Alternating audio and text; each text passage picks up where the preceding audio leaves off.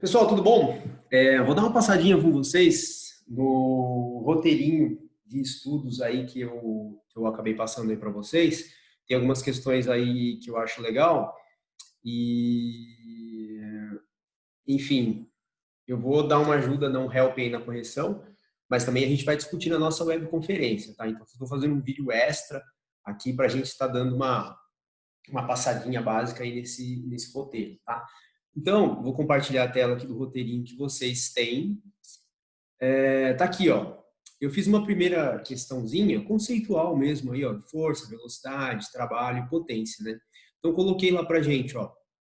Força e potência são capacidades físicas determinantes para o desempenho em várias modalidades, tal, sabe? Sempre introduçãozinha aí, a mesma coisa. Conforme os conceitos apresentados, respondam os itens abaixo.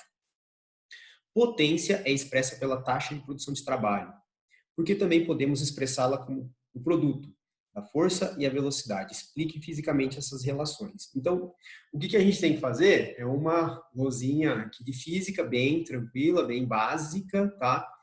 Então, vou estar colocando lá para vocês aqui de novo várias coisinhas que a gente viu na aula. Vou usar a lozinha aqui agora. Primeiro conceito, trabalho. Trabalho é força multiplicado por deslocamento, ok? Força, massa multiplicado por aceleração, segundo a lei de Newton. Potência é a taxa de produção de trabalho, ou seja, trabalho por tempo. Isso aqui que eu estava colocando no enunciado, e isso é produção de potência. No Sistema Internacional de Unidades, a gente coloca isso daqui em watt, em homenagem ao pesquisador que descobriu lá, James Watt, que preconizou a produção de potência, ok? Então, o que a gente faz aqui, ó? É só trocar figurinha, é colocar a definição do trabalho aqui. Então, aqui, ó, vou fazer para cá. Potência vai ser igual força multiplicado por deslocamento dividido por tempo. Então, aqui, todo mundo concorda que eu não fiz nada, né? Eu só troquei 6 por meia dúzia. Só que outra grandeza que a gente definiu também foi a velocidade média, que é a taxa, né, de alteração no deslocamento. Essa daqui é a formulinha que a gente tem de velocidade média, derivada do deslocamento, a taxa de produção de alteração no deslocamento. Então, se a gente substituir só aqui, ó, que apareceu também, ó, ΔS por ΔT, substituir por velocidade, então a gente explica fisicamente por que potência pode ser expressa pelo produto da força e a velocidade. Ok? Então, essa era a nossa primeira questãozinha ali do roteiro. Tinha pedido para vocês explicarem fisicamente essas relações, né? Todo mundo fala de, não, potência é força e velocidade, só tem, ninguém aguenta mais ouvir falar disso daí, mas tem que saber o porquê disso daí. Então, se você melhorar a taxa de produção de trabalho muscular, você também aumentou sua capacidade de produção de potência. Se aumentou a força, aumentou a potência. Aumentou a velocidade de contração, aumentou a potência. Tá? Outra coisinha que eu pedi para vocês explicarem foi aqui, ó. Seria possível desenvolvermos a potência sem necessariamente aumentarmos a força? Caso sim, explique como e aponte os principais mecanismos neuromusculares responsáveis por essa resposta, né? Aí já é uma questãozinha pauleira, né? Legal para pedir na prova, né? Professor, se estiver aí prestigiando a gente aí, né? Olha aí uma dica de questão para prova, para graduação, né? É possível você aumentar aqui a potência sem necessariamente você mexer na força do indivíduo, mas aí você vai ter que mexer na velocidade dele, de contração, ok? Então, esse é um dos mecanismos que a gente pode fazer aumento de potência neuromuscular sem necessariamente mexer na força, mas mexendo efetivamente na velocidade. Agora, isso é viável na prática? Isso daí acontece? Aí a gente já começa a ver alguns estudos onde é um pouco difícil você ter um aumento mais expressivo da potência muscular, da potência neuromuscular, sem você mexer necessariamente na força. A não ser que o indivíduo já tenha um nível de força muito elevado, não consiga mais aumentar esse nível de força, aí efetivamente ele vai ter que mexer na potência dele, mexendo na velocidade de contração, tá? Então, em termos fisiológicos, é um pouco difícil a gente mexer na potência sem necessariamente melhorar a força do indivíduo. Tá? Existe uma relação diretamente proporcional. Outra coisinha que eu pedi aqui na questão foi uma justificativa, né, dos mecanismos neuromusculares responsáveis por essa resposta. Então, aqui eu vou compartilhar com vocês agora algumas telinhas de PowerPoint que eu acabei não mostrando na aula. Tá aqui, ó. Esse daqui é um estudo, tá, gente, sobre produção de trabalho e força muscular, só que nessa estrutura aqui, ó. Aí eu vou relembrar vocês a aula de fisiologia neuromuscular. O que é isso daqui? Isso aqui é uma ponte cruzada.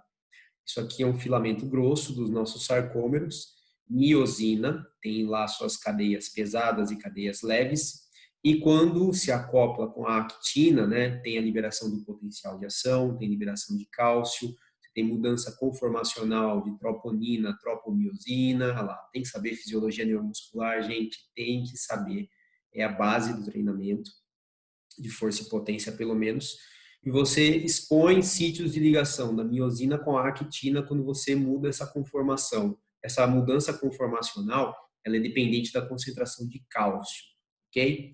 Então, todo mundo lembrando aí desses conceitos básicos de fisiologia neuromuscular. Ah, acho que eu não compartilhei a tela, que legal. Aqui. Tá lá. Desculpa, não compartilhei a tela. Então aqui, ó, a gente falar tudo de novo aqui, né? Desculpa.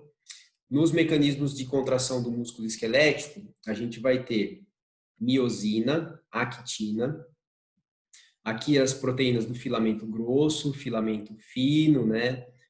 Miosina de cadeia leve, miosina de cadeia pesada, aqui onde faz a ligação com a ponte cruzada, né, a formação de pontes cruzadas, a ligação acto-miosina, e que isso é tudo dependente de concentração de cálcio, né?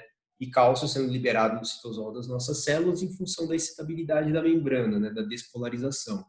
Então é importante a gente fazer essa revisãozinha de fisiologia neuromuscular. Teve mudança conformacional de troponina, tropomiosina, você permitiu a formação de pontes cruzadas. Olha o que esse artigo aqui foi quantificar, publicado na Nature em 1994.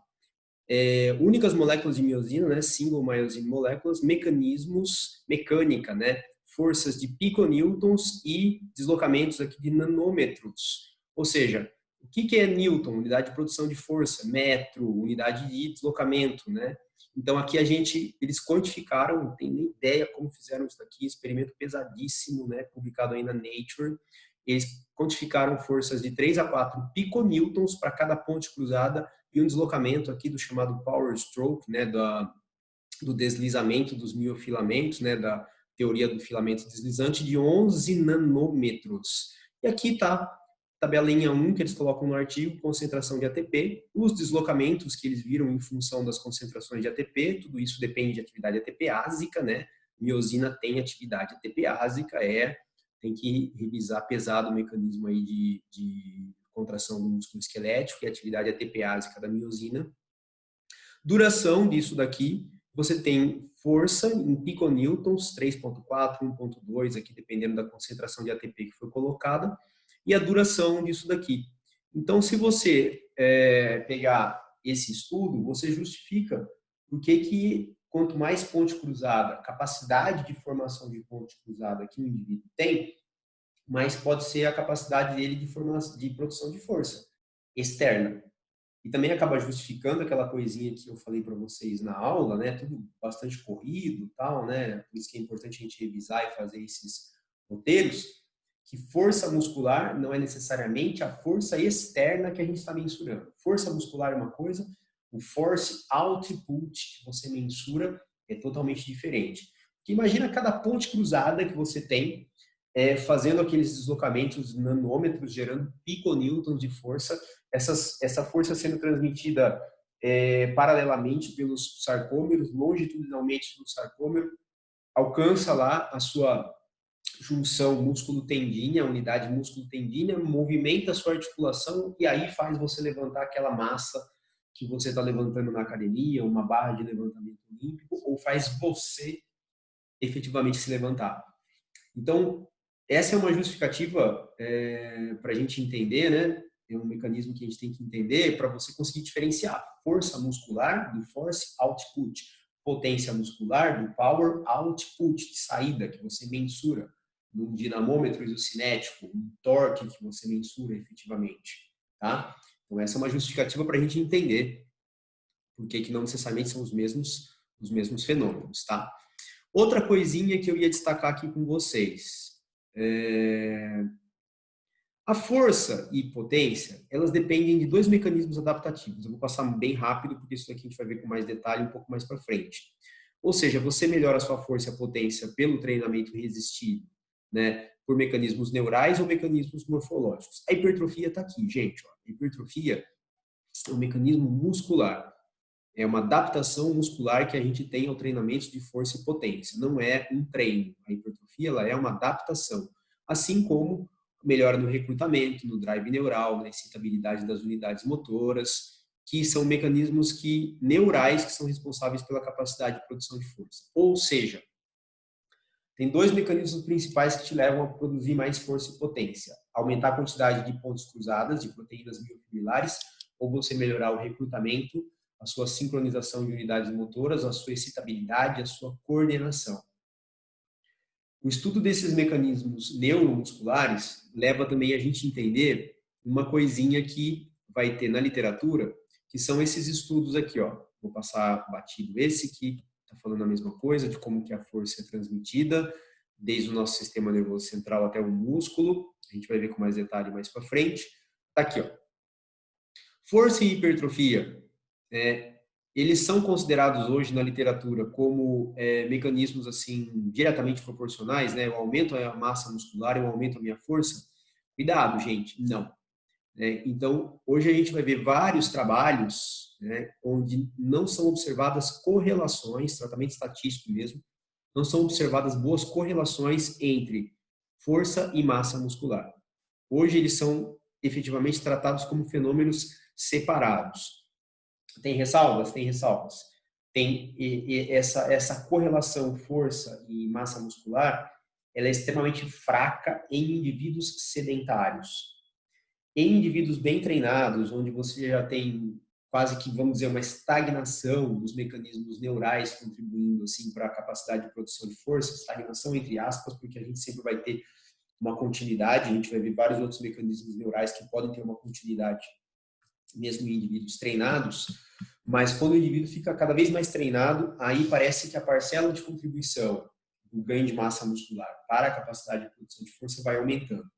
Essa correlação força e massa muscular não é muito boa, muito fraca em indivíduos sedentários.